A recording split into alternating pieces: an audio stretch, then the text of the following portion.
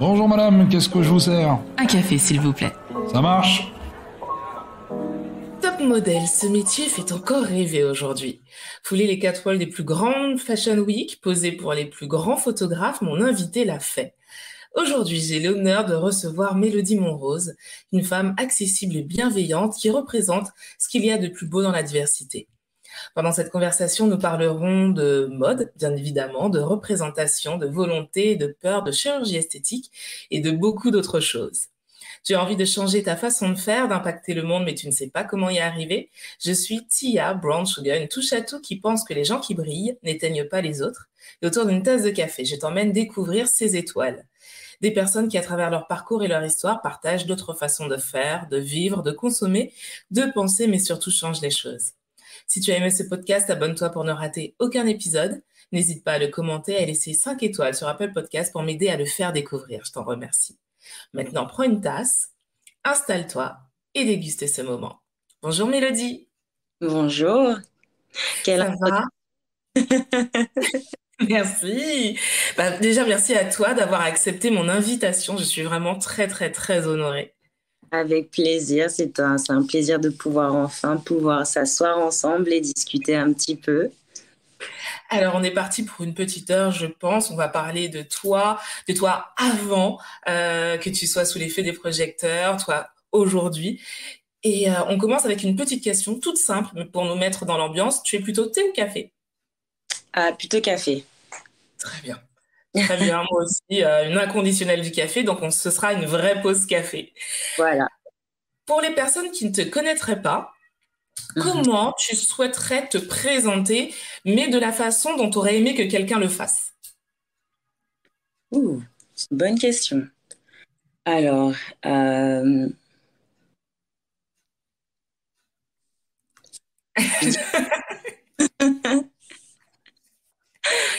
général, j'ai toujours...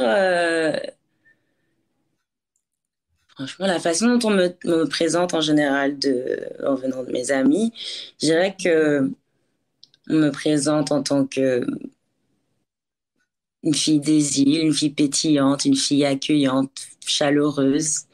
Euh, et, euh, et donc, on va dire ouverte, je pense. Et en général, la plupart de mes amis me présentent en disant Meet Melody, c'est pratiquement la famille, en fait. Dès que j'ai une personne qui est près de moi, proche de moi, pardon, c'est plus de l'amitié, mais c'est vraiment un lien assez fort, presque familial.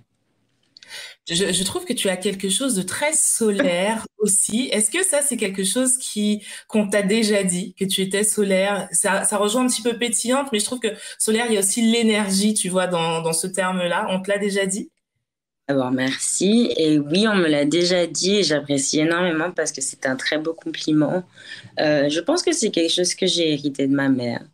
Je pense que toutes les personnes qui ont eu l'occasion, et je dirais même la chance de la rencontrer, peuvent dire que c'est une femme assez accueillante et qui a cette énergie effectivement assez solaire et qui attire les gens vers elle. Voilà. Génial, très belle présentation. On va remonter un petit peu le temps.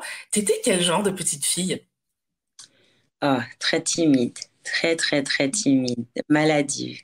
C'est marrant ça, parce qu'aujourd'hui tu défiles pour les plus grands et t'étais hyper timide. En Comment t'as fait, combattu cette timidité ou est-ce que tu l'es toujours? ça, alors, j'étais une petite fille très réservée, on va dire, et très renfermée sur moi dans le sens où je n'osais pas, j'étais assez,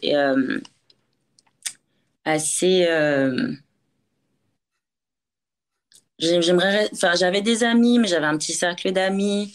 Euh, C'est vrai que ça a été difficile pour moi au début, mais c'est quelque chose. Donc en fait, en gros, la timidité, ça se soigne effectivement, mais il faut arriver à sortir de sa zone de confort. Et je n'ai pas eu le choix par rapport à mon métier.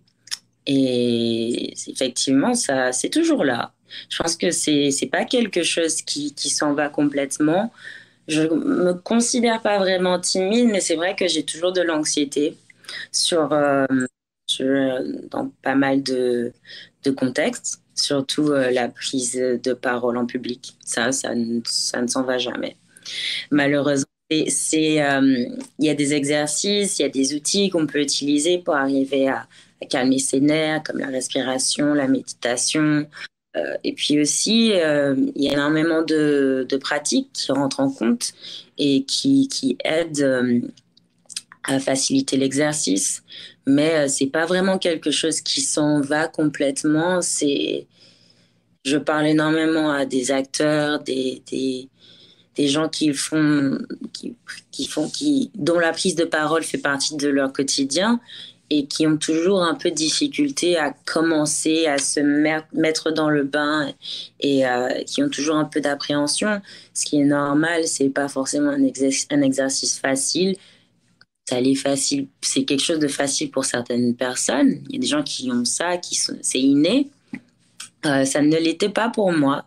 Donc, c'est quelque chose que j'ai travaillé et que j'apprécie énormément. Donc, effectivement, j'ai pas mal de choses à dire, mais c'est pas toujours quelque chose qui est facile, mais avec de la pratique et avec des petits exercices, c'est quelque chose que j'ai arrivé à, on va dire, entre guillemets, soigner. D'accord. Quel métier souhaitais-tu faire quand tu étais petite? Est-ce que tu embrassais déjà cette carrière de mannequin ou pas du tout? Tu étais à milieu de penser que tu serais un jour mannequin. Alors, pas tout à fait à milieu, dans le sens où je n'avais pas assez confiance en moi pour pouvoir m'imaginer dans cette carrière-là en particulier, mais j'ai toujours su que je voulais travailler dans la mode. Toujours. Depuis très petite, j'ai toujours été fascinée par les belles choses, par les choses bien faites, par les détails, même le maquillage, les chaussures, la coiffure, tout. Depuis, enfin, mon jeu préféré en grandissant, c'était de m'enfermer dans ma chambre et de jouer à m'habiller. Donc, D'accord. je n'avais pas une garde-robe très, très, très large, mais j'avais beaucoup d'imagination et j'aimais énormément détourner des vêtements, transformer une jupe en ceinture, euh, transformer un t-shirt en sac. J'ai supplié ma mère de m'apprendre à coudre. Dès que j'ai su coudre, entre guillemets, bon, c'était pas top, top. Je me suis aidée à coudre des sacs, des bandeaux, tout. Génial. Mais dans ma chambre et je laissais mon imagination euh, s'exprimer, voilà. D'accord. Comment tu as été repérée? Comment a commencé cette aventure de mannequin? Alors, c'est... Alors, j'ai fini ma scolarité les 2 dernières années au lycée Schœlcher, en première L. Il y avait en fait, là, je sais pas si dans quelle école tu es allé en général, mais pour ceux qui s'en rappellent, par exemple, je sais qu'à Bellevue, c'était un petit peu le même cursus, mais la filière, elle, avait pas mal d'artistes. Il y avait théâtre, et j'avais beaucoup d'amis du théâtre et qui faisaient d'options de danse. Un ami à moi en particulier, Karl, est venu vers moi et il m'a dit, tu sais, j'ai un ami à moi avec qui je travaille depuis un petit moment, on fait pas mal de défilés, il a un projet. Et il aimerait pouvoir essayer de lancer les filles martiniquaises euh, au niveau international et ne pas se limiter qu'au marché local, mais d'arriver à les placer dans des agences françaises et surtout aux États-Unis. C'est son rêve. Il a plusieurs filles avec qui il est en contact, qu'il forme, et quelques garçons aussi. Et il travaille sur ce projet depuis un petit moment et il m'a demandé de regarder un petit peu dans mon lycée, s'il y avait des jeunes filles qui avaient un peu de potentiel, j'ai pensé à toi tout de suite. Et il m'a donc contacté sur Facebook. Cette personne, c'est Jean-Yves Zamor, qui est assez implanté localement. Je pense que son nom est assez familier maintenant. Oui, oui, Et oui. donc, euh, il, euh, il a donc pris rendez-vous avec moi. Il est venu chez mes parents. Il a expliqué son projet. On a pris quelques photos. Mon père était très, très, très méfiant. Ouais, Ce qui est normal en même temps. complètement, complètement.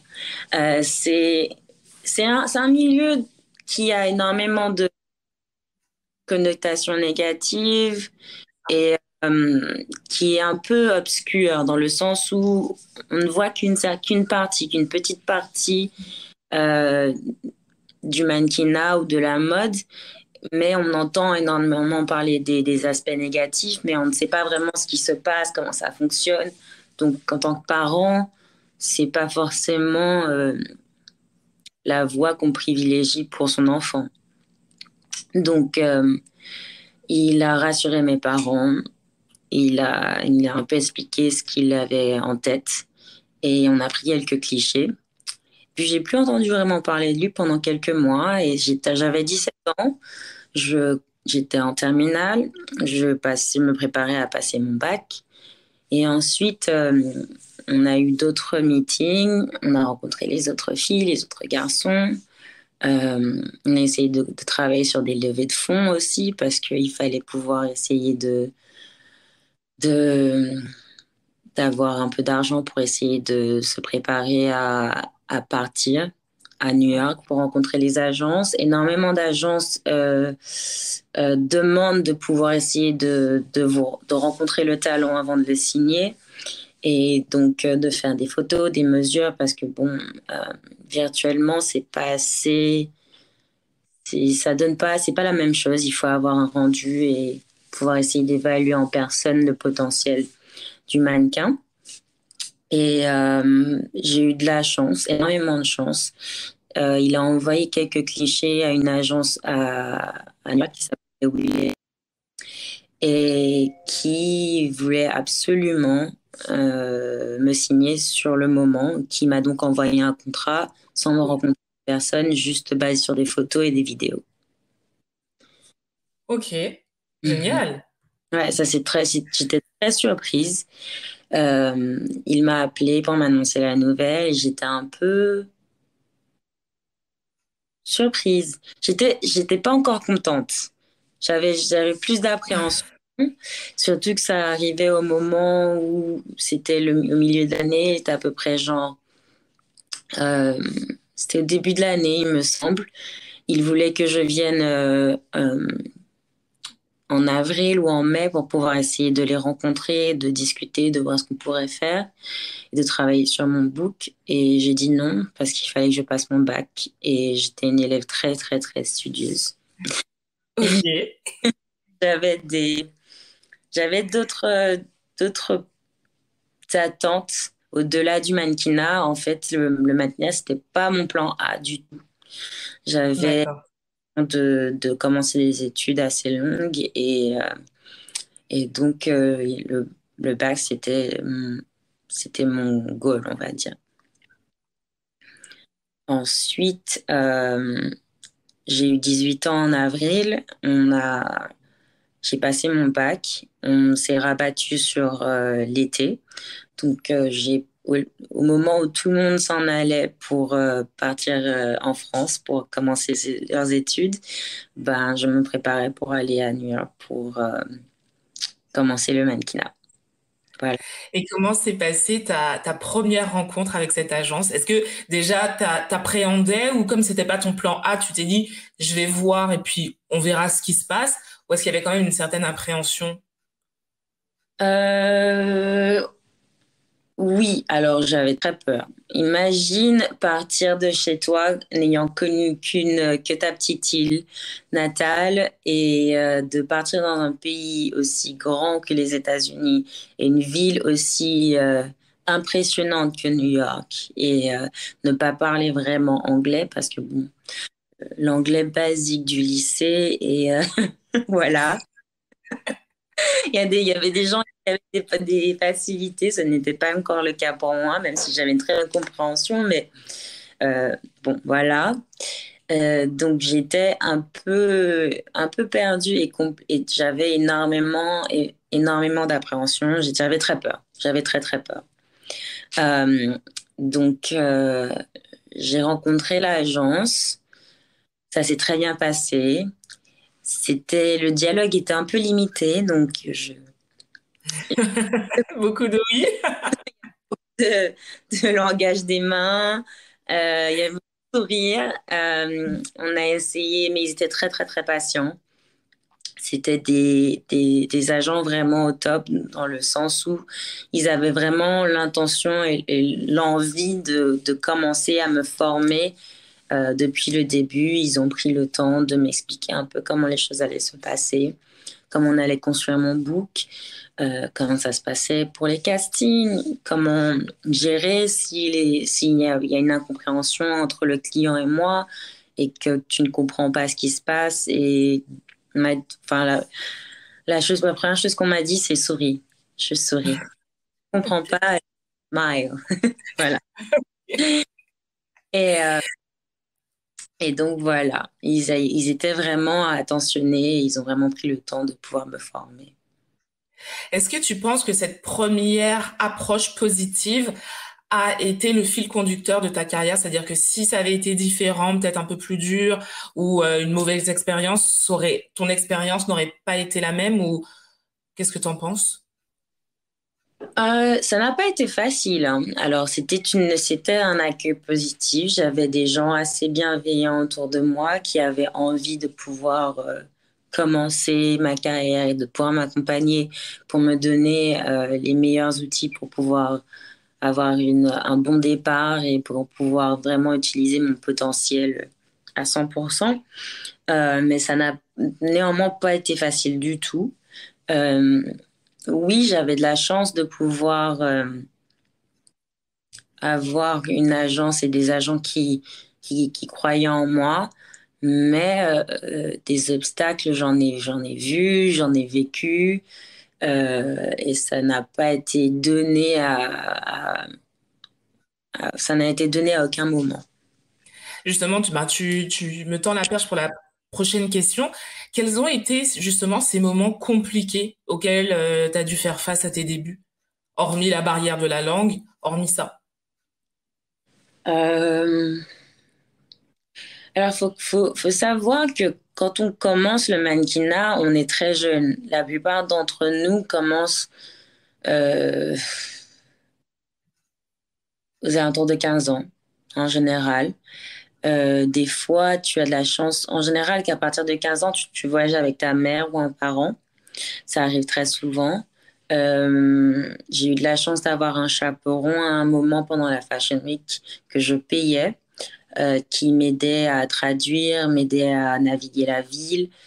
Ça, c'est quelque chose qu'on offre qu'à certaines filles euh, quand l'agence pense qu'il y a un potentiel et qu'elle peut amasser de l'argent dans le futur et donc rembourser tous ces frais qu'ils avancent parce qu'il faut savoir aussi que, que tous les frais sont avancés par l'agence, le logement, on te donne une somme d'argent par semaine pour pouvoir essayer de faire De des vivre. cours, de vivre, acheter sa carte de métro par exemple. C'est pas beaucoup, c'était à peu près 100 dollars par semaine. Je ne sais pas si tu as déjà eu l'occasion de visiter New York, tu vas pas très loin, C'est cher. C'est clair. vraiment pas loin du tout. C'était pas facile, il a fallu gérer énormément de choses avec très peu, sans vraiment connaître.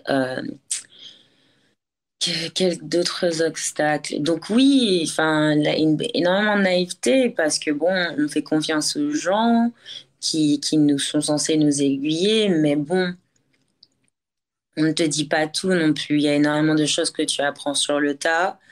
Il y a beaucoup de pression aussi.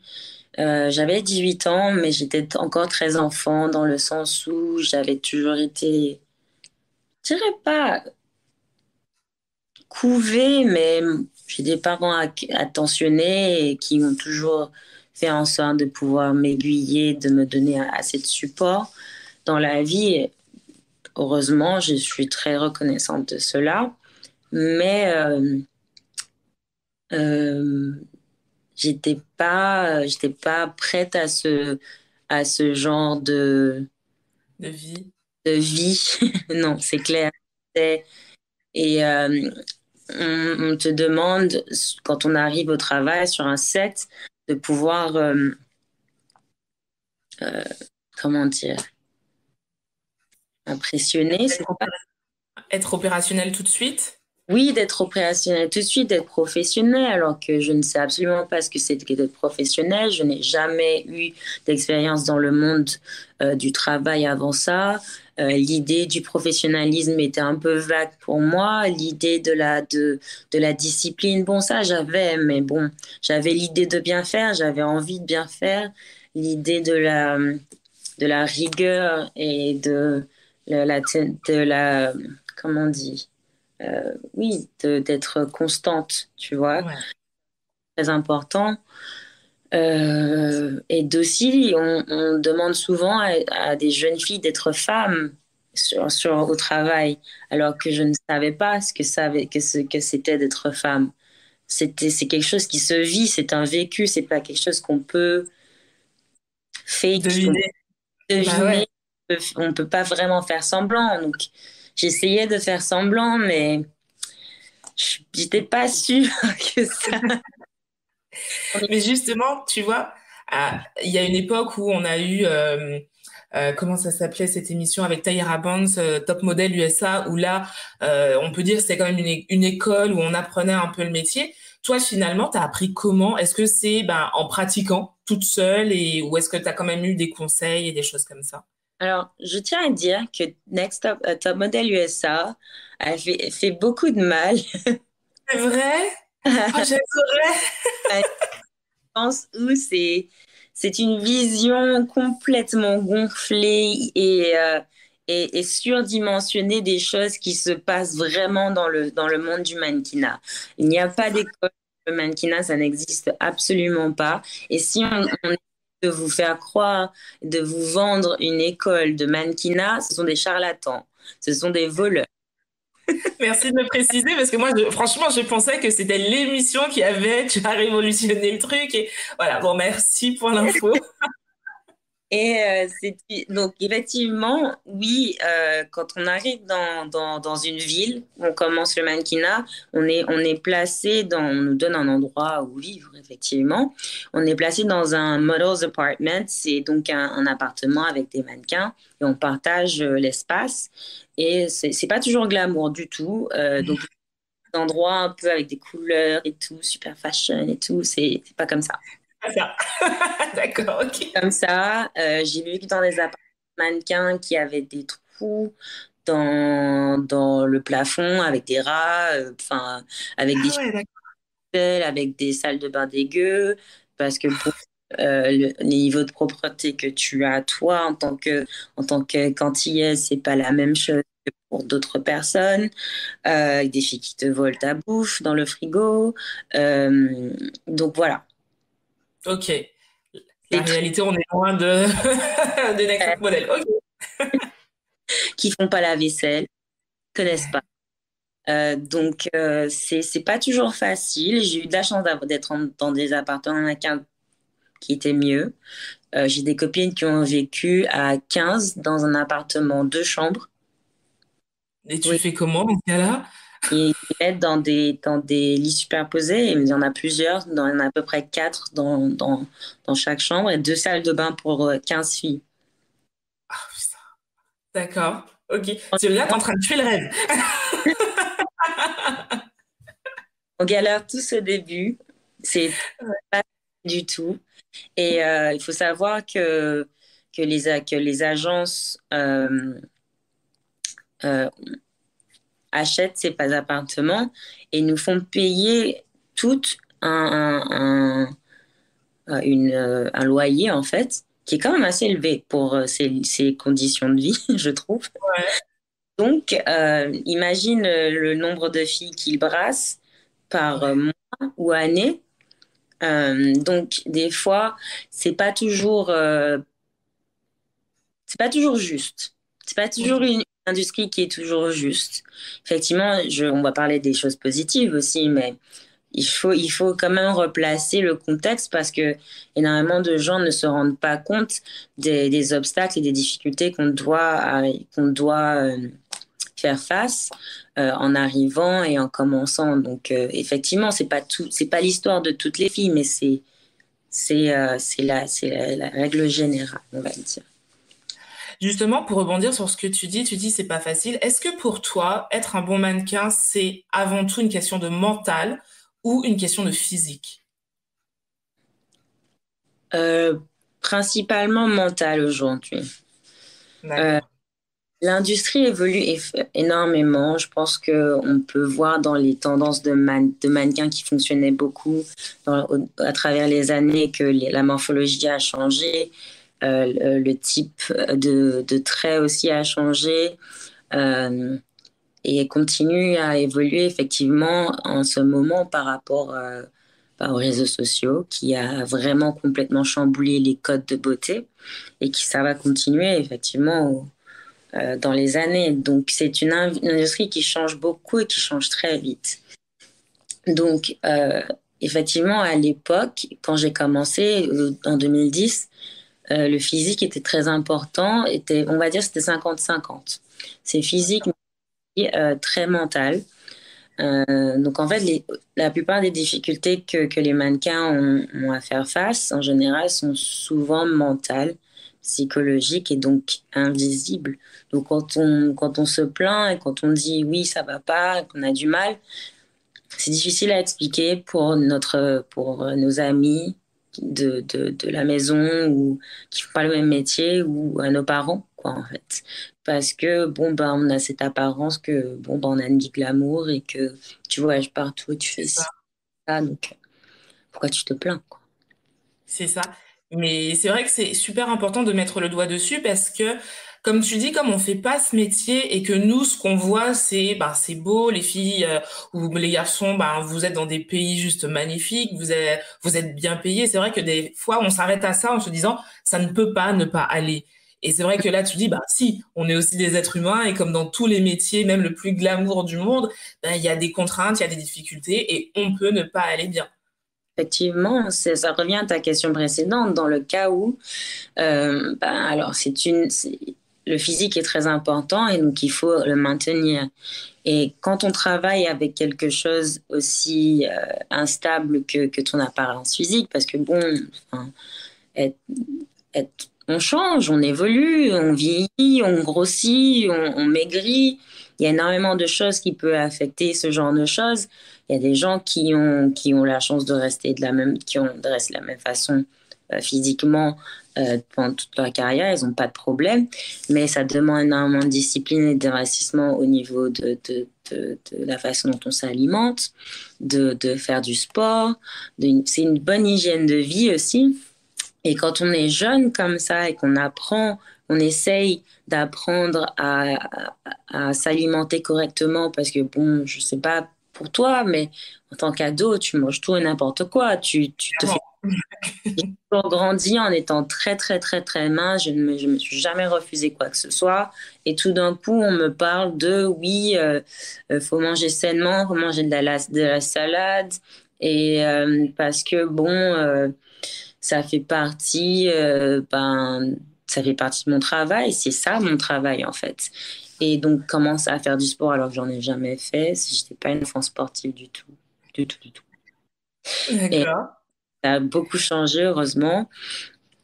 Et donc ça a été difficile et ça pose énormément de pression au niveau mental. Ça pose énormément de pression sur ton corps qui est donc ton outil de travail.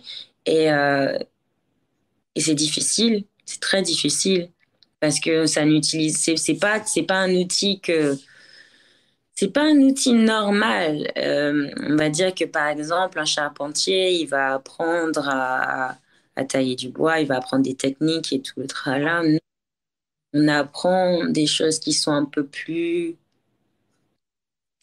c'est pas aussi défini en fait. Apprendre le métier de mannequin, c'est des choses qui s'apprennent, qui sont sur le tas. C'est aussi du vécu. C'est aussi C'est un peu comme un peu être actrice sans voix, parce que si on essaie de te demander d'être ce genre, un personnage en set, en fait.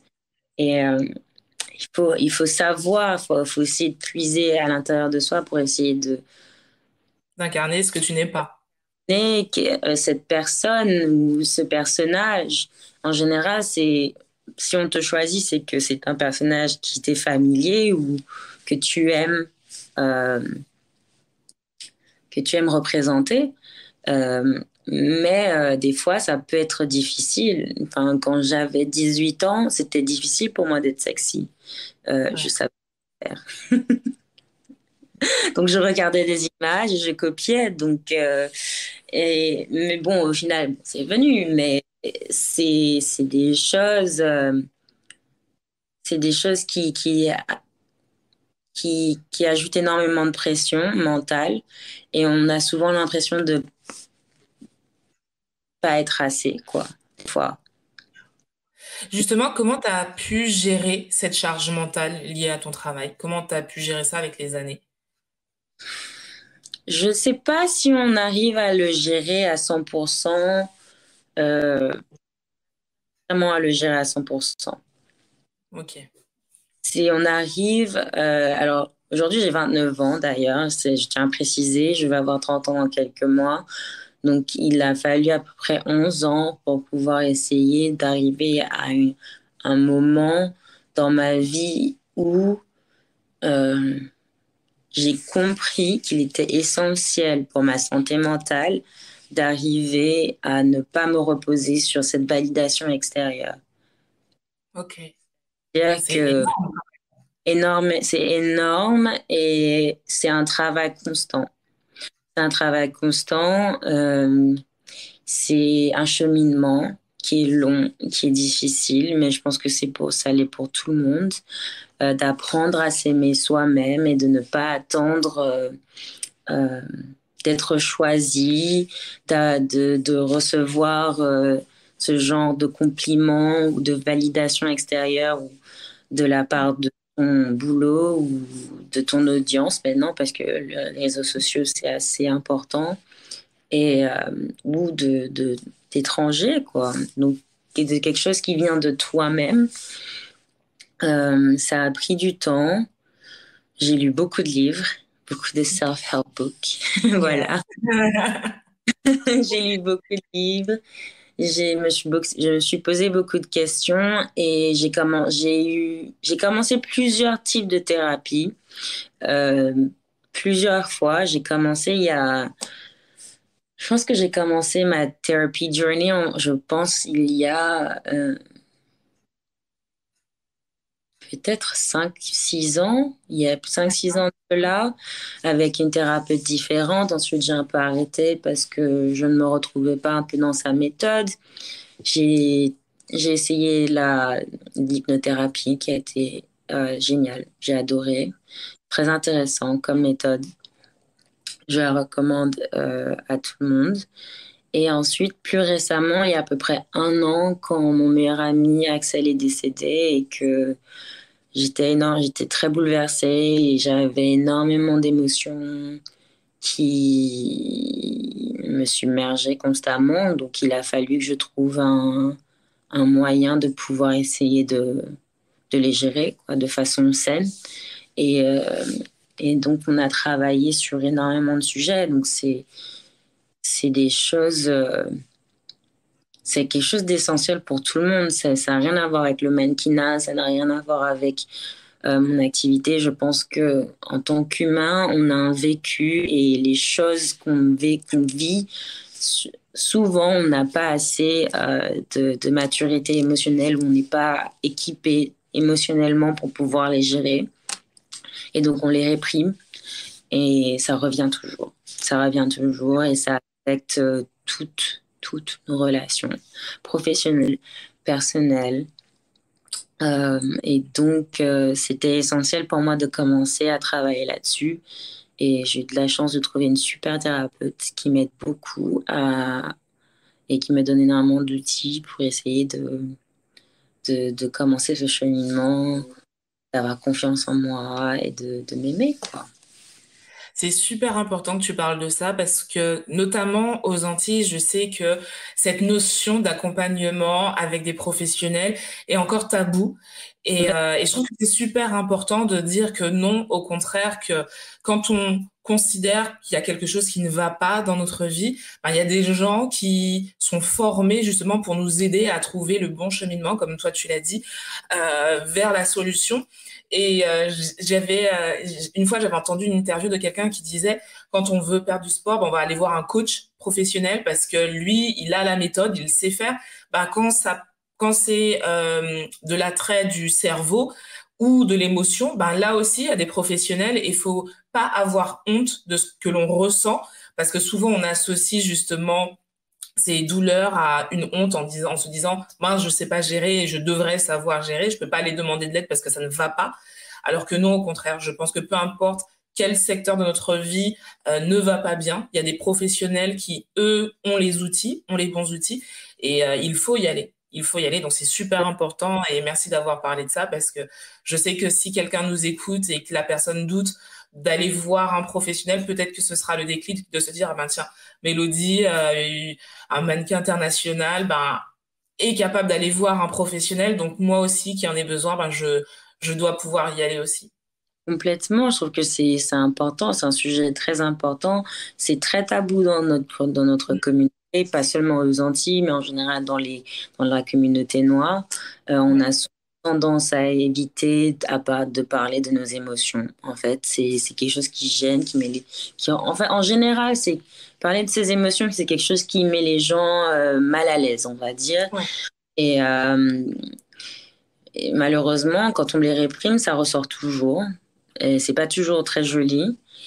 Et il y a souvent des incompréhensions dans la façon dont on les gère et dont on les reçoit aussi, parce que bon, quand on vit en communauté, on est mené à gérer les émotions des autres. Et c'est pas toujours facile. Et il faut apprendre à essayer de les recevoir aussi. Ça aussi, c'est un exercice qui est difficile, qui est pas toujours très, très, très, très évident. J'ai de la chance d'avoir des parents qui sont très ouverts sur ce sujet-là. Mon grand frère est psychiatre. Ma mère est très, très, très sur le développement personnel, très ouverte sur ce. J'ai des parents qui sont assez sportifs. Oui, qui se soutiennent. Soutien, ouais, pardon. Et des fois, mon français. Mais en même temps, tu vis aux États-Unis aussi depuis des années, donc ça se comprend. T'inquiète pas. Me soutiennent énormément sur ce côté-là, surtout en général. Et donc, ça n'a jamais été un problème pour moi ou même tabou sur ce sujet-là. Donc, c'est pas, il n'y a pas de honte. Heureusement, j'ai de la chance, mais je pense que il faut casser ce tabou, il faut casser ce stigma et c'est important d'en parler, de le démocratiser, surtout que on a de la chance en France, il y a énormément de thérapies, pas que le psychiatre ou la psychologue, il y a énormément de psychologues qui sont remboursés. Le système de santé français est assez bien de ce côté-là, donc il faut en profiter et parler de certaines choses pas seulement à ses amis, parce que bon, ils ne peuvent qu'essayer Écoutez, d'offrir un support basé sur leur expérience de vie à eux, ce qui n'est absolument pas objectif et donc qui ne vous aidera pas vraiment en fait. Ça aide d'essayer d'en parler, de faire sortir certaines émotions, mais ça ne règle pas le problème.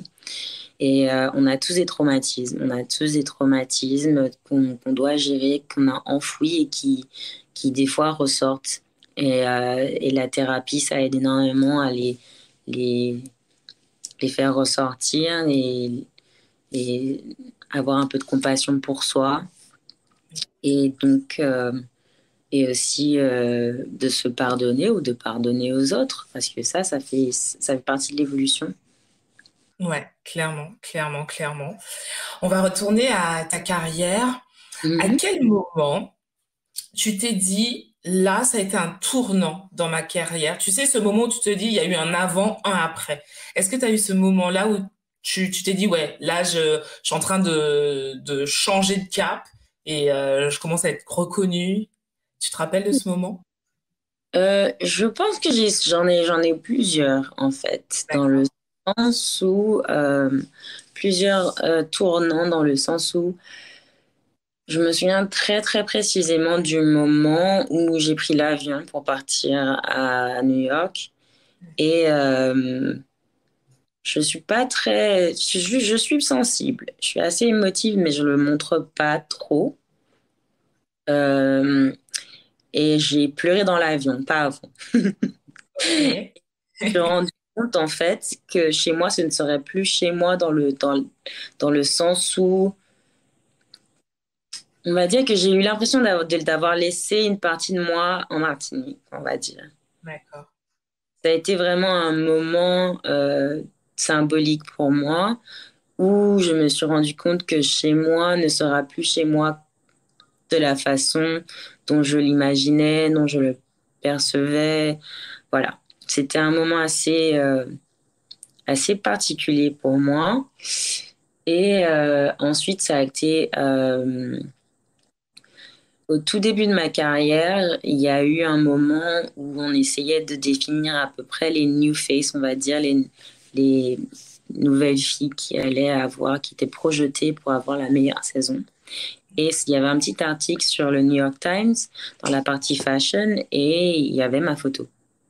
Et là, à Cool. ce moment-là, j'étais assez surprise et je me suis dit, oh wow, like, it's getting real. Ouais. Tu ressens quoi quand tu vois ta photo dans le New York Times? C'est quoi, il se passe quoi dans ta tête?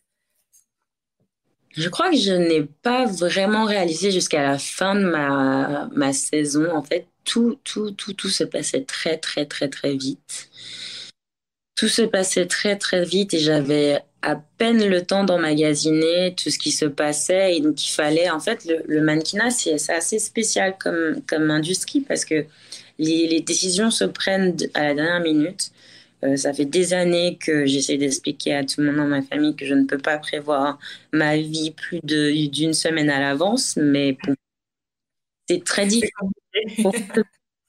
pour beaucoup de gens. Et donc, il faut essayer de se préparer, faire sa valise, partir en voyage. Demain, tu peux être Réactive. au job, il faut être très, très réactif. Euh, du jour au lendemain, on a une vie différente tous les jours, on va sur un set différent. Et donc, c'était tout nouveau pour moi. Donc, il a fallu vraiment m'adapter très, très vite. Et j'avais pas vraiment le temps de me rendre compte de ce qui se passait parce que je pensais from one thing to the next, tu vois. Donc, chose à l'autre. Oui. Et j'étais un peu dans le, comment on dit ça? Dans l'évolution, c'est avec le temps? On va dire que j'étais tellement dans le moment que j'avais pas le temps de prendre du recul pour réaliser l'ampleur de ce qui se passait. Et Ok. donc, au tout début, j'ai commencé à faire plein de castings. J'avais énormément de castings et c'est toutes des requests. Tout le monde voulait me voir par rapport à cet article. J'étais exténuée parce que je faisais tous mes castings par métro. Et Ok. euh, tout le monde à la maison me disait oui, mais on ne t'envoie pas des limousines. Bah oui, pourquoi? D'ailleurs, on me demande toujours si je prends le métro et je dis oui et les gens sont choqués. Excellent.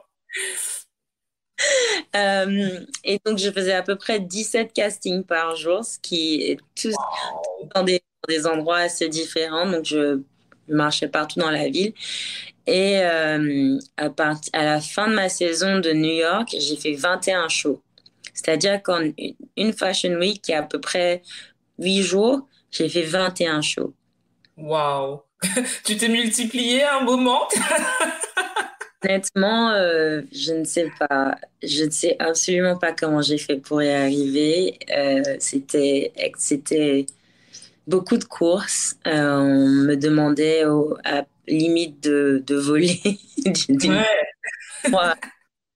euh, tellement d'anxiété. Je crois que j'ai jamais connu ce niveau de stress dans ma vie avant ça. Et donc, cette première saison a été assez fulgurante et j'ai commencé à avoir pas mal d'attention sur moi. Et ensuite, mon agence m'a demandé, écoute, alors, le plan A, c'était de partir en France, de m'installer à Paris et de commencer une licence d'information communication à Paris 9. Donc, j'étais déjà inscrite. Mes parents m'avaient trouvé un petit studio à l'extérieur de Paris. Et l'idée, c'était de passer ces 2 mois à New York et ensuite de partir en France pour pouvoir commencer mes études et éventuellement trouver une agence en France et commencer à faire le mannequinat entre deux. Parce que la fac, ça prend pas enfin, la semaine, donc c'était possible. Euh, donc, mon agence me dit à la fin de Fashion Week de New York, écoute, je sais que tu es très fatiguée, mais il y a énormément d'options pour Milan, dont Gucci et Prada. Ils voudraient avoir. Alors, moi, je me dis, je sais pas si je vais pouvoir y arriver physiquement, mais je peux pas passer sur cette opportunité. Donc, C'est maman, clair.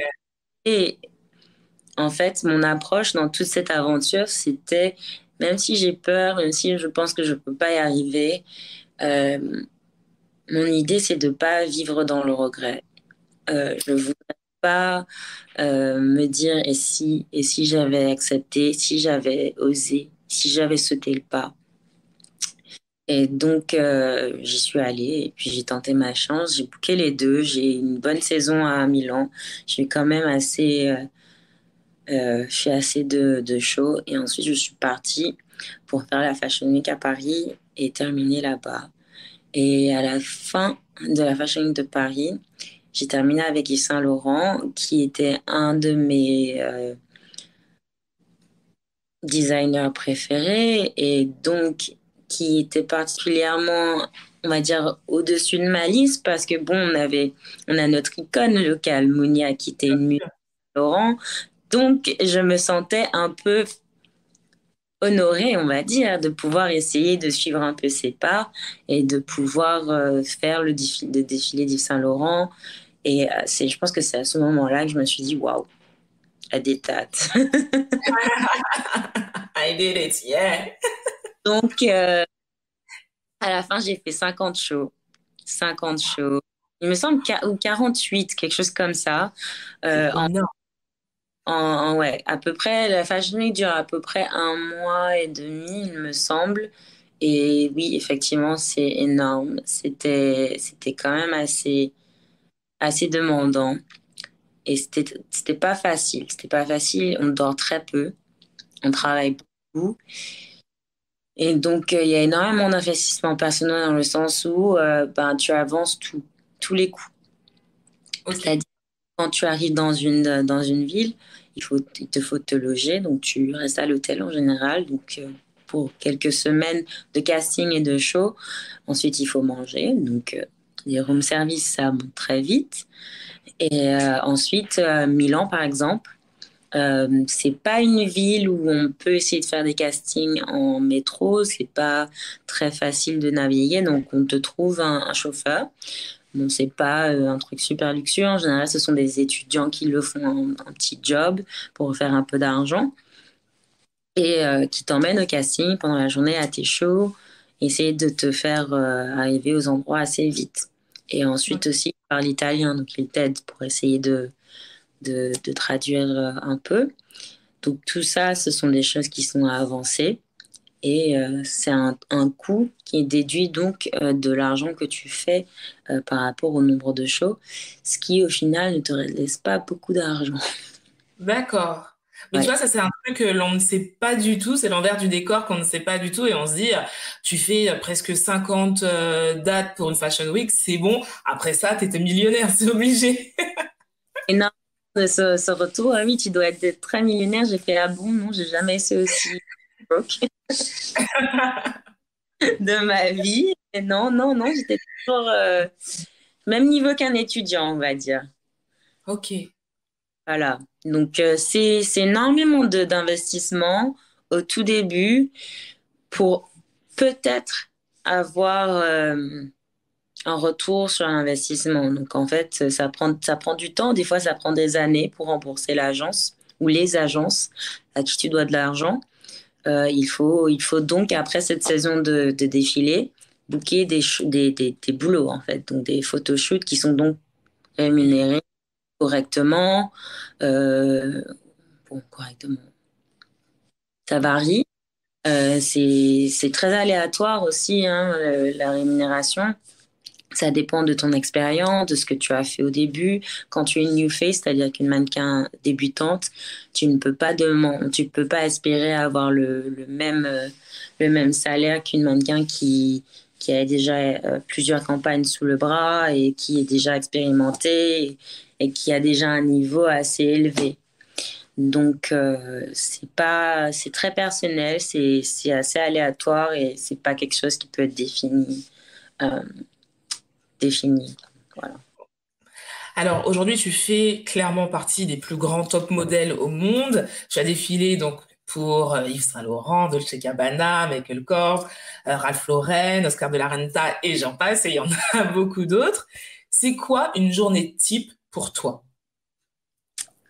Ça dépend, franchement, mes journées ne Ça se ressemblent n'existe pas une journée type en fait pas. pour toi. C'est tous les jours différents. C'est vrai que incorporer une routine et de la stabilité à mon train de vie n'est pas facile.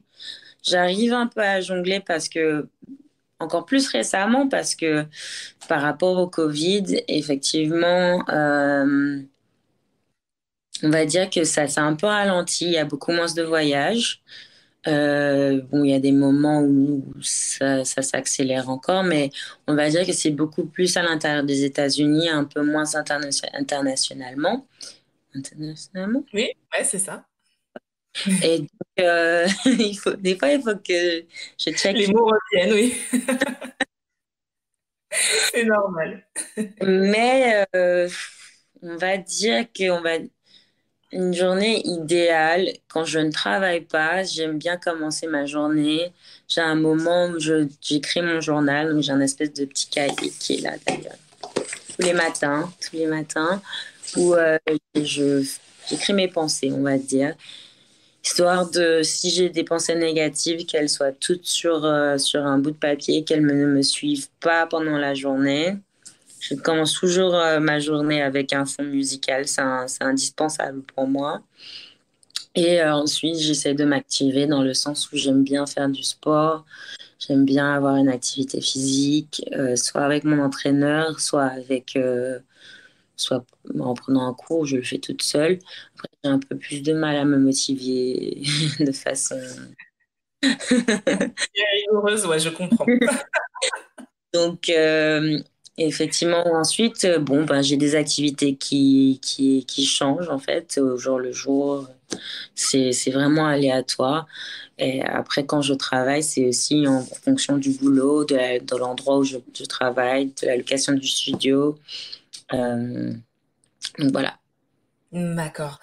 Et moi, il y a quelque chose qui m'a étonnée, c'est-à-dire que là, on parlait de ta notoriété, donc tu es mondialement connue, mais la première fois que je t'ai rencontrée, j'ai tout de suite eu cette sensation que tu étais hyper accessible, hyper bienveillante.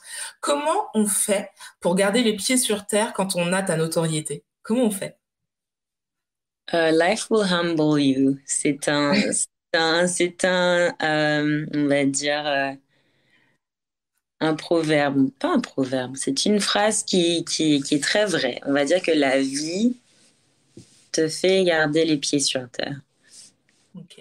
Euh, je pense que quand on est jeune, c'est facile de commencer un peu à avoir la grosse tête. Je dirais pas, mais bon, Je suis passée d'une fille lambda à l'école, un peu réservée, avec un petit groupe d'amis, mais bon, rien de groundbreaking, quoi. Mais, et donc tout d'un coup, elle va avoir une certaine popularité, une certaine attention dès que les choses se sont sues à la maison.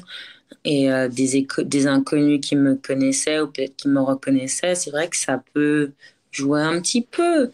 C'est pas une mauvaise chose de prendre de confiance en soi par rapport à ça, mais c'est vrai que bon, il y a définitivement un changement d'attitude de mon côté. Euh, c'était pas une mauvaise chose, mais c'est vrai que il y a eu énormément d'obstacles dans la vie qui m'ont fait comprendre que je ne suis absolument pas différente de qui que ce soit sur la fin de, de, d'autres personnes, quoi. Je pense que tout le monde, je sais pas, à la fin, on est tous pareils dans le sens où on a des vécus différents, effectivement, mais on est tous humains, donc il n'y a aucune raison d'avoir un sentiment de supériorité par rapport à quelqu'un d'autre. Donc, oui, être accessible, je pense que c'est normal. Tout le monde ne l'est pas. Oui, c'est vrai, je le sais, je le vois, je comprends d'où ça peut venir parce que des fois, être trop accessible, ça peut être un problème dans le sens où des fois on veut essayer de protéger son intimité et les gens ne comprennent pas toujours ça. Imposer certaines limites au public, c'est assez difficile des fois. Les gens sont curieux, c'est pas une mauvaise chose la plupart du temps, mais des fois c'est de la curiosité un peu mal placée. C'est vrai que j'ai un profil public, mais ça ne veut pas dire que j'ai envie de parler de tout à tout moment.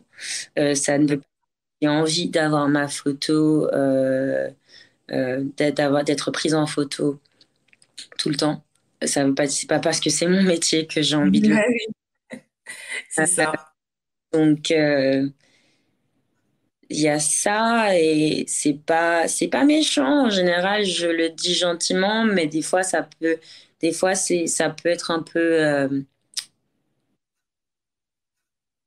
ça peut être un peu frustrant. Mais en général, en Martinique, j'ai jamais eu ce problème, franchement, de ce côté-là. Euh, la plupart des gens ne me connaissent pas tant que ça. Je pense que récemment, j'ai commencé à faire un peu plus de choses, notamment avec le comité martiniquais du tourisme. Donc, j'ai un peu plus de visibilité localement. Et puis, il y a les réseaux sociaux. On va dire que c'est plus une génération assez jeune qui me connaît. On va dire ma génération est un peu en dessous. Euh, et donc, les gens, je pense que la célébrité en Martinique, on est plutôt laid back. On est cool. C'est Genre, clair. on va te reconnaître, on va te dire, ah oui, je t'ai vu tel ou tel endroit, c'est bien ce que tu fais, mais on va pas te suivre ou c'est pas, Par ailleurs, ouais. voilà, les gens sont plutôt blasés, je trouve, c'est ce qui, C'est vrai. Quel a été le moment le plus beau de ta carrière jusqu'à aujourd'hui? Celui où tu t'es dit, ah ouais, balèze quand même, ça c'est beau. ouf, ah, il y en a eu plusieurs. Ouais. Hmm.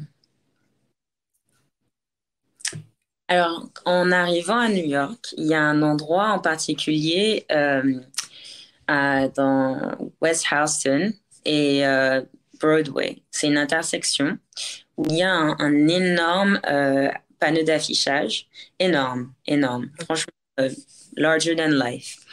Et il y a toujours des publicités euh, enfin, Calvin Klein, de grosses marques. Et je me suis toujours dit, en passant, j'aurais trop aimé être là-dessus un jour. Si un jour je me vois là-dessus, that means I made it. Genre, ça y est, j'y suis arrivée.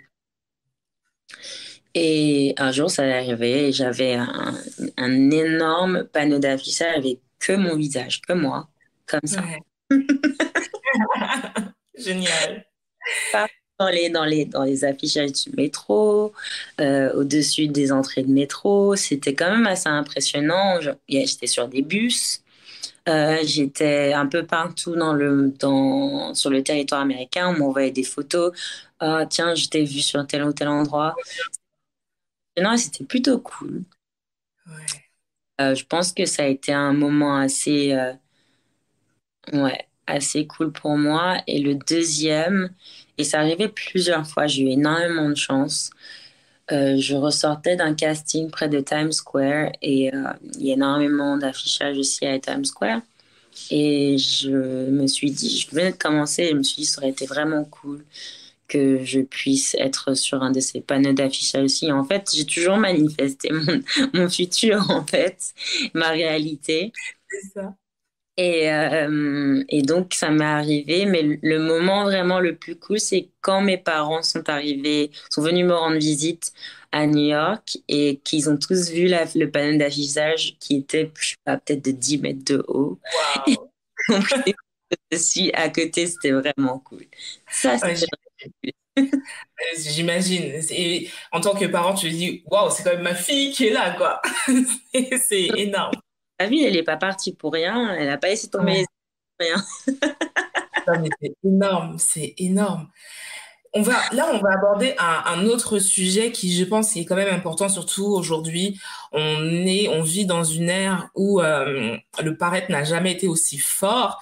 Il y a quelques jours, je pense que tu en as entendu parler, il y a quelques semaines déjà, euh, l'ancien top modèle Eva Evangelista parlait des ravages liés à la chirurgie esthétique. Toi, Mm. c'est quoi ta vision des choses par rapport à ça? C'est assez compliqué dans le sens où la génération qui est en dessous de la note Gen Z, qu'on appelle Gen Z, euh, a grandi avec les réseaux sociaux et cette accessibilité qu'il y a avec cette vision de la beauté, on va dire, qui est euh, complètement irréelle et on va dire inaccessible Filtre, tout à ça. filtre, avec des modifications corporelles. C'est banalisé d'utiliser des fillers pour essayer de changer la structure de son visage ou de faire des chirurgies, en fait. Personnellement, je ne suis pas contre. Je trouve que c'est quelque chose que tout le monde devrait avoir le droit de faire parce que c'est son corps, en fait. Ouais. Euh, Si c'est quelque chose qui peut t'aider, je sais qu'il y a énormément de personnes qui ont des problèmes d'estime de soi liés à leur apparence, par exemple la taille ou la structure de leur nez ou Bien sûr. quelque chose, ou alors une poitrine trop forte, ou alors, je sais pas, des choses Oui, qui il y a leur énormément de choses. Donc, je ne suis pas contre. Si c'est quelque chose qui t'aide, qui te fait te sentir bien, avoir confiance en toi, pourquoi pas? Donc, moi, je laisse un peu les gens faire ce qu'ils veulent avec leur corps. C'est pas mon problème. Je ne pense pas avoir d'opinion à donner, effectivement. Mais c'est vrai que c'est assez dangereux dans le sens où ça, c'est après difficile pour une personne d'un certain âge, des jeunes, on va dire, de voir des influenceurs ou des célébrités qu'ils idolâtrent. Ils idolâtrent? Oui, oui, Ouais, oui. idolâtrent. Ouais. Et donc, ils ont envie de pouvoir leur ressembler. Et c'est de continuer de commencer à faire des modifications, genre. Comment on appelle ça en français? Un BBL. Comment on dit ça? Brazilian Butt Lift. Ah, tu sais, c'est pour les fessiers, c'est ça? Voilà, donc ils font des Ouais, liposuctions, les chirurgies des fesses pour augmenter le volume. voilà, des transferts de gras et qui font le Ouais. transfert dans les fesses et dans les hanches. Et il y a des jeunes filles aux États-Unis qui commencent très tôt. Elles ont 16 ans, 17 ans, Ouais. 18 ans. Turquie, elles vont à Miami, dans d'autres pays pour pouvoir le faire parce qu'ils le font à bas prix. Et c'est pas. Je trouve qu'en fait, ça donne. Ça peut premièrement, c'est une chirurgie invasive qui est très, très, très, très dangereuse. Donc, Ouais. ça veut dire que tu es sous anesthésie et donc tu peux mourir. Il faut le Oui. dire. C'est un Et il y en a risque. beaucoup qui meurent Et il y en et on a n'en beaucoup parle pas qui assez. meurent, énormément de personnes qui souffrent de complications parce qu'ils veulent le faire à tout prix. Donc, des fois, il y a des gens qui utilisent des produits qui sont illégaux, donc du silicone industriel, euh, juste pour avoir je pense que c'est pas, ça ne vaut pas le coup de mettre sa vie à risque pour essayer de ressembler à une fille sur Internet. Ouais, je suis totalement d'accord avec toi et c'est vrai que moi ce qui me dérange, comme toi je suis d'accord, chacun fait ce qu'il veut de son corps, totalement. Mais c'est vrai que je trouve qu'en fait le discours de certains influenceurs, parce qu'on en parle beaucoup parce que c'est surtout eux qui en font la promotion, n'est Mhm. pas assez complet sur les dangers que pourrait être une chirurgie esthétique. Et donc ils mettent en avant que les côtés positifs. Donc je me sens plus jolie, je me sens mieux, tout ça. Mais derrière, je pense que c'est important, surtout pour la jeune génération, qui prend pas assez le recul pour analyser les choses, de dire oui, je l'ai fait pour telle raison, mais derrière, ça reste une opération et il y a des risques très lourds qui peuvent en découler. Et je trouve que cet aspect-là, c'est pas assez mis en avant et c'est dommage. C'est vrai, il pourrait y avoir beaucoup plus de transparence de ce côté-là et moi, je suis d'accord avec toi. Il y a un certain moment dans ta vie, on n'a pas assez de recul pour pouvoir essayer de prendre une décision aussi importante que celle-ci. Donc, je pense que c'est quelque chose qui pourrait se faire, qui est complètement possible, mais que c'est quelque chose qui devrait arriver beaucoup plus tard dans la vie parce que bon, ben, ton corps change. Moi, je me regarde 8 ans, mon corps n'est absolument pas pareil. Enfin, il a évolué. Je suis passée de brindille à avoir des formes. Je savais pas quoi en faire au début. Donc, ton corps évolue. On peut avoir des enfants. Euh, il y a énormément le corps de la femme en général subit tellement de Bouleversement. et de bouleversements pendant toute une vie je pense qu'il faut se donner le temps. Ouais, c'est ça. Exactement. Et justement, pour rebondir sur les plus jeunes, aujourd'hui, un jeune, fille ou garçon, qui viendrait te voir en te disant, voilà, Mélodie, mon rêve, c'est de devenir mannequin, top modèle. Quel conseil tu pourrais me donner? Tu lui dirais quoi?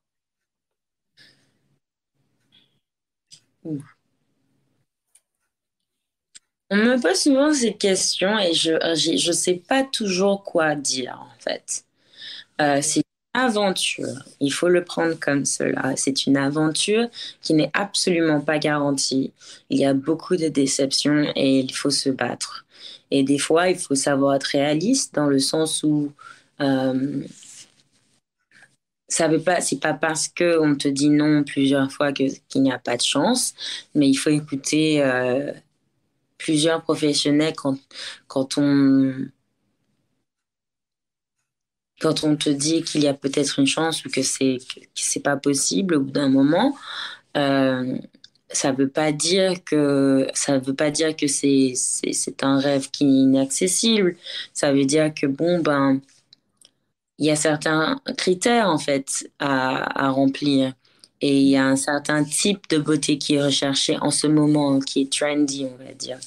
Donc c'est pas, ça n'a rien à voir avec. C'est difficile aussi de faire la séparation entre moi et ce qu'on choisit. Ça ne veut pas dire que on ne t'aime pas toi, c'est que on va dire que ton enveloppe, ce que tu présentes. Euh, n'est pas demandé. Et c'est très, très, très difficile de gérer le rejet. Ouais. Ça, c'est quelque chose qui était difficile à comprendre et que j'ai toujours un peu de mal à... pas autant qu'avant, dans le sens où je me dis que si je n'ai pas eu ce job-là, ça veut dire que c'était pas pour moi. Ouais.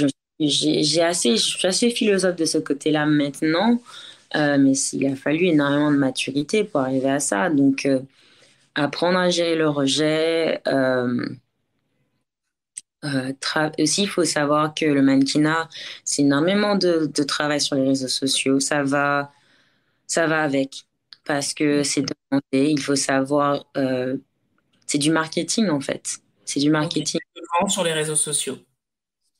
En tant que mannequin, aujourd'hui, en 2020, 2021, 2022, tu représentes une marque en soi. C'est-à-dire que tu vends un produit. Et moi, Mélodie Monroche, je vends un produit, une idée, une vision.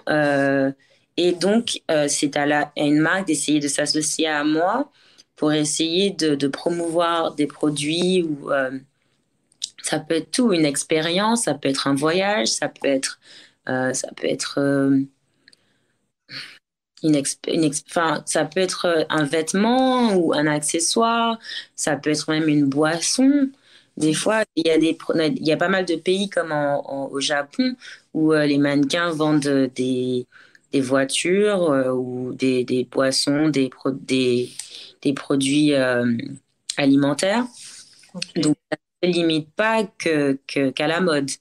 Et donc, grâce aux réseaux sociaux, on peut essayer de... Désolée.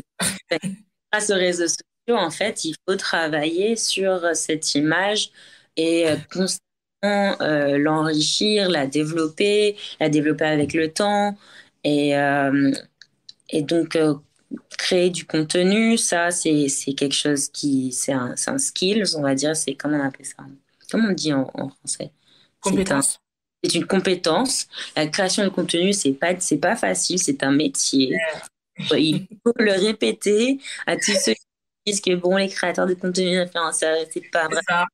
C'est un métier, c'est difficile, c'est énormément de compétences réunies en une parce que savoir éditer une vidéo, la filmer de façon intéressante aussi, C'est ludique, ça.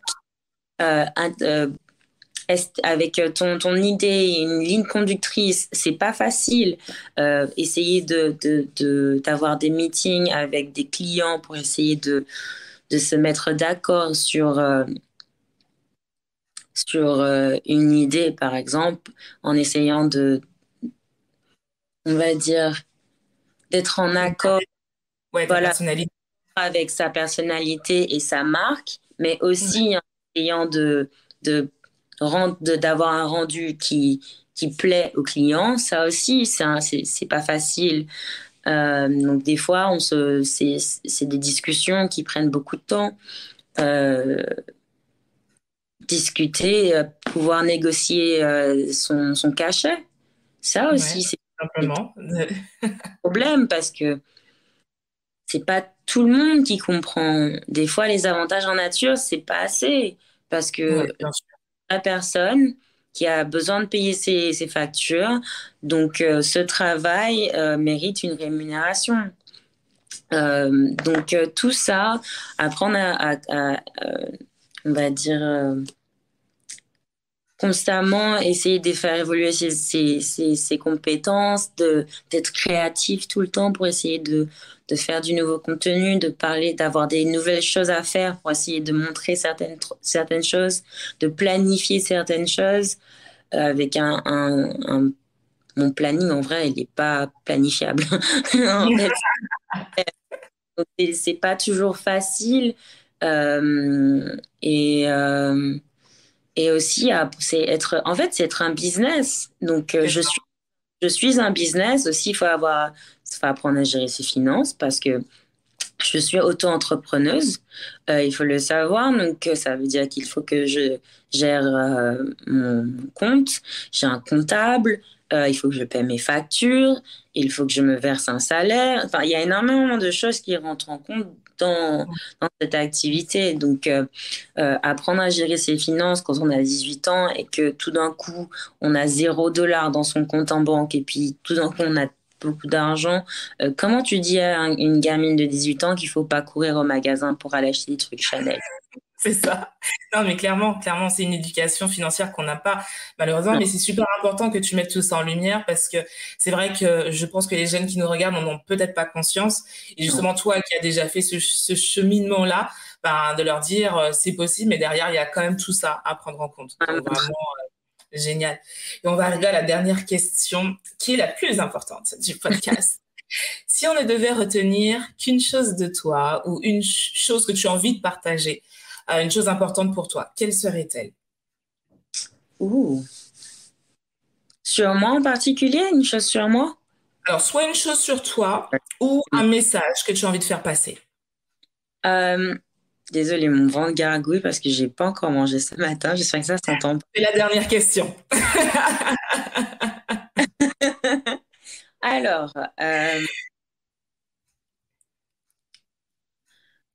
en fait, c'est un peu cliché, mais sortir de sa zone de confort, c'est le seul moyen de pouvoir euh, réaliser ses rêves dans la vie. J'ai toujours eu beaucoup, beaucoup, beaucoup de rêves en grandissant. J'ai eu de la chance d'avoir eu des parents qui ont toujours nourri cette créativité et qui m'ont jamais dit non. Ils m'ont pas dit, bon, bah, tu peux pas être une artiste, tu peux pas être une mannequin, tu peux pas être une danseuse. Même si, bon, ils étaient pas, ils y croyaient pas plus que ça, mais ils m'ont jamais dit non. Ils ont jamais posé leur vision d'une vie pour moi. Ça a été important. Je me suis toujours poussée, forcée à sortir de ma zone de confort, même si c'est toujours difficile. Et je pense qu'à un moment, quand on arrive à un niveau assez haut, c'est important de pouvoir essayer de redonner à sa communauté. Et ça, ma communauté, c'est quelque chose qui est très, très, très important pour moi. Je pense que c'est quelque chose qui arrive naturellement quand on s'exporte et qu'on parle de la Martinique, qu'on parle de son pays, d'avoir comme une relation assez intense avec sa terre natale, on va dire. C'est Ouais. viscéral. Donc, on a un lien, ça nous manque. C'est vrai que c'est pas facile d'y retourner toujours. Qu'il y a des moments où on est frustré. C'est peut-être pas l'endroit où on se voit vivre maintenant, mais on a toujours l'espoir peut-être d'y retourner. Peut-être on a un besoin d'être là-bas. On a un besoin d'être en contact avec nos parents, notre culture, ma culture, c'est quelque chose dont, dont je suis la plus fière, en fait. Je trouve qu'on est des gens incroyables, on est géniaux. Enfin, voilà, Clairement. pas parfait, mais voilà, on est cool. Et c'est important pour moi d'essayer de mettre notre culture en lumière, d'essayer de la promouvoir, d'essayer de la valoriser, d'essayer d'en parler parce que la Martinique, c'est un endroit qui est complètement inconnu hein, pour le marché américain. Bon, en Europe, on a une petite idée, mais c'est vrai que les Antilles, les petites îles, c'est assez inconnu. Les gens sont curieux, donc je suis ravie de pouvoir essayer de faire connaître un peu ma culture et de pouvoir partager un peu de moi avec le reste du monde. Et je pense que c'est la seule chose que j'arrive à faire par rapport à mon niveau. J'espère que ça se sent, j'espère que ça se voit parce que c'est ce qui me tient à cœur et qui est vraiment genre qui est naturel et qui est sincère, on va dire. Donc, j'espère que ça se sent et j'essaie de faire de mon mieux. Heureusement, j'ai le support du comité martiniquais du tourisme et qui m'aide beaucoup et qui écoute mes idées et mon forcing. Oh, pardon. Ah, mais on n'entend pas, rassure-toi, on n'entend pas. Mais non, tu es une merveilleuse ambassadrice et c'est vrai que moi, ce qui me bluffe, c'est qu'à chaque fois que tu parles de toi, à un moment, il y a la Martinique. Peu importe ce que tu dis, à un moment, il va y avoir la Martinique. On va entendre je viens de la Martinique ou la Martinique et tu le places à chaque fois et je trouve ça juste génial. Donc non, tu es une ambassadrice vraiment incroyable. Vraiment, vraiment, vraiment. j'essaie de faire ce que je peux à mon niveau et je pense que euh, je, j'estime qu'aujourd'hui, de passer un message visuel, c'est vrai aussi important, enfin, c'est très important, on va dire. Et j'aime raconter des histoires, en fait. Pour moi, storytelling et raconter des histoires par rapport au travers de la mode, au travers des photos, c'est important pour moi et j'essaye de pouvoir essayer de raconter l'histoire de ma Martinique, en fait. Mais en tout cas, Mélodie, merci du fond du cœur pour ce moment. C'était Toi, génial. J'ai adoré. moi aussi. Merci du fond du cœur. Et merci aussi à vous de nous écouter chaque semaine. On vient de passer la barre des 10 000 écoutes. Je suis juste trop contente. Et on continue, on continue. Et prenez, comme je dis chaque semaine, prenez soin de vous, prenez soin des vôtres. Et je vous fais de très, très, très gros bisous. À très vite.